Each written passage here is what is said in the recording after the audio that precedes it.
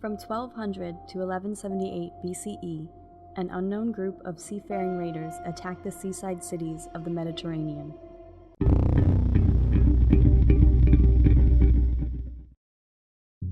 French Egyptologist Gaston Maspero coined the term Sea Peoples in 1881. The accounts of the Sea Peoples describe them as being a formidable force. When they showed up on the shores, the Sea Peoples consisted of not only warriors, but also their wives, families, and their possessions, often carried by ox-drawn carts. By all appearances, the Sea Peoples had intentions of staying in whatever territory they ended up in. Some scholars believe that traveling with their families and all their belongings meant that these were people that were possibly forced out of their homelands. In the accounts of the Sea Peoples, information on their culture outside of battle is non-existent. However, the Sea Peoples still made an imprint on history. They attacked Turkey, Syria, Palestine, and Egypt. The Sea Peoples are held responsible for the fall of the Hittite Empire. Their invasions on the empire caused an abrupt break in ancient Middle Eastern records, causing even less information to be written about them.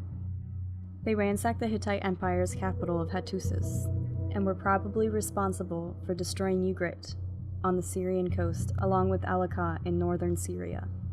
Besides taking down the Hittite Empire, the Sea Peoples had their sights on taking out Egypt. These accounts typically reference them the way that the Stele at Tanis did. Quote, "They came from the sea in their warships, and none could stand against them." End quote. Egyptians used different tribe names for the Sea Peoples: Sheridan, Shekelesh, Peliset, Ekwesh, Dinin, Luka, Tursha, and Akwasha.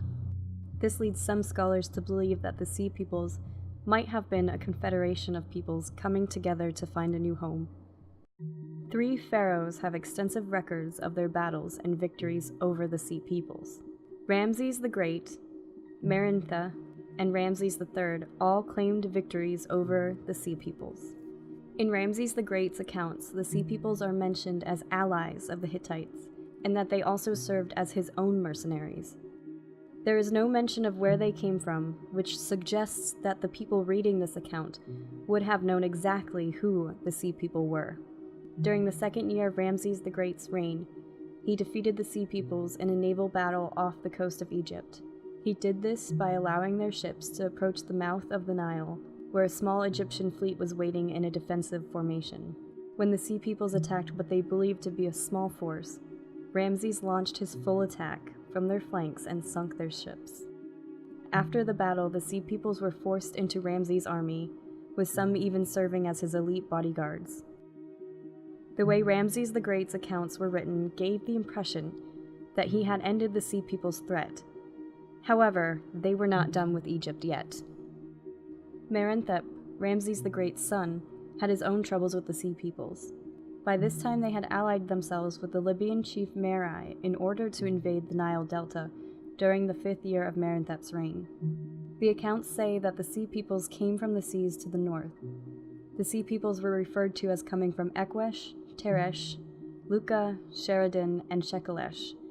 However, scholars have been unsuccessful in identifying where these lands were or what they came to be known by.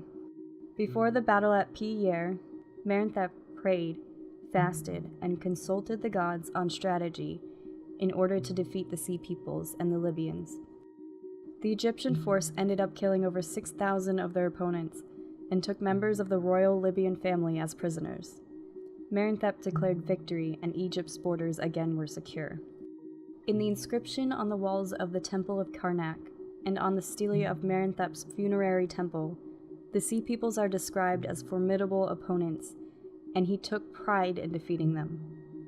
The stele reads, quote, "The princes prostrate themselves, saying, 'Peace. Not one of the 9 bows dares raise his head.